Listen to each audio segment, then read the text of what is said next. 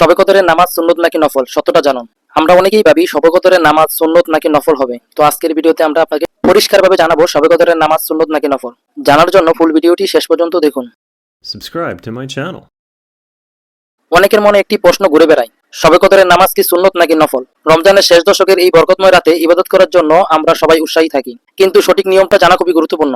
প্রথমেই একটি বিষয় পরিষ্কার করে নেওয়া দরকার, শবে কদরের জন্য আলাদা কোনো নির্দিষ্ট সুন্নত নামাজ নেই।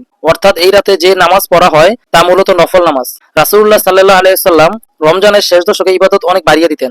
তিনি রাত জেগে নামাজ পড়তেন, কোরআন তেলাওয়াত করতেন এবং আল্লাহর কাছে বেশি বেশি দোয়া করতেন। কিন্তু তিনি শবে কদরের জন্য নির্দিষ্ট কোনো বিশেষ নামাজ বাধ্যতামূলক বা সুন্নত হিসেবে নির্ধারণ করেননি। তাহলে আমরা কি করবো এই রাতে? এই রাতে সবচেয়ে উত্তম আমল হলো নফল নামাজ পড়া, কোরআন তেলাওয়াত করা, বেশি বেশি ইস্তেগফার করা এবং আল্লাহর কাছে ক্ষমা প্রার্থনা করা। রাসূলুল্লাহ সাল্লাল্লাহু আলাইহি সাল্লাম হযরত আয়েশা রাদিয়াল্লাহু আনহাকে একটি বিশেষ দোয়া শিখিয়েছিলেন, যা এই রাতে বেশি বেশি পড়া উত্তম। দোয়াটি হলো আল্লাহুম্মা ইন্নাকা আফুউন তুহিব্বুল আফওয়া ফাফু আন্নি।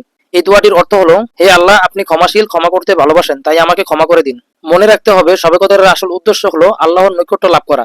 তাই নির্দিষ্ট সংখ্যার নামাজ নিয়ে বিতর্কে না গিয়ে আন্তরিকতার সাথে যত বেশি সম্ভব নফল ইবাদত করা সবচেয়ে গুরুত্বপূর্ণ।